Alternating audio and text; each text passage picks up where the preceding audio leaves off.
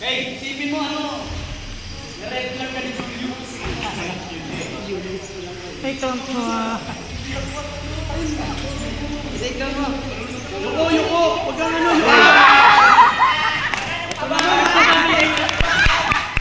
Nagbigay. Green.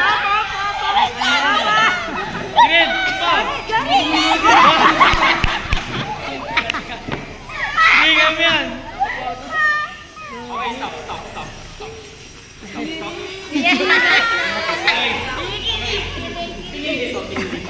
Kasi nag-ano kayo kung paano siya tutumba eh.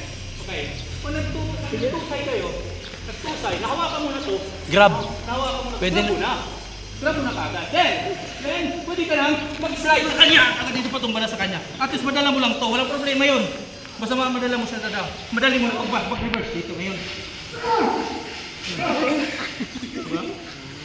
Maestro, di ba nakaano naman niya? Walang pantaas. So, yung magagrab mo lang sa kanya, yung mitts niya, yung gloves niya.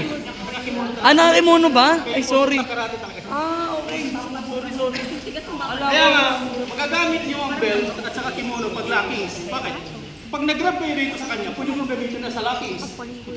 So, sa kanya sa down. Pwede gamitin. Pwede gamitin. Pwedeng X-form. Pag nag-down na siya, yan. Sama yan. Walang problema yan. Rest lock, kasama to. Kasama. Rest lock. Yes, rest lock. Then, arm bar. Hindi ginawa niyo kanina. Yes, arm bar. Then, balik. Kuha. Pabaliktad naman siya.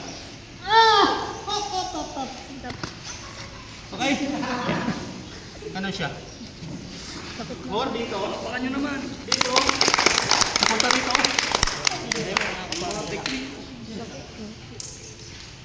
Magagamit na sa Lord. Tapos, yan. Down. Yan siya. Ganun pa rin siya.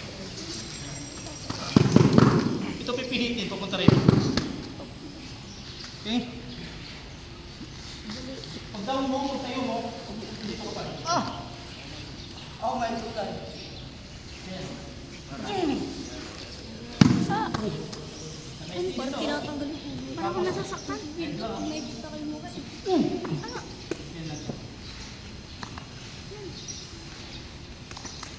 Standard blend ng training yan, Macho. Training pa yun guys, yung mamaya ba? Kaya nga, look for this. Yung mga beginner.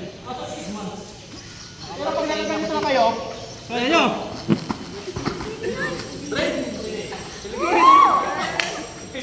Helicopter. Kaya siya.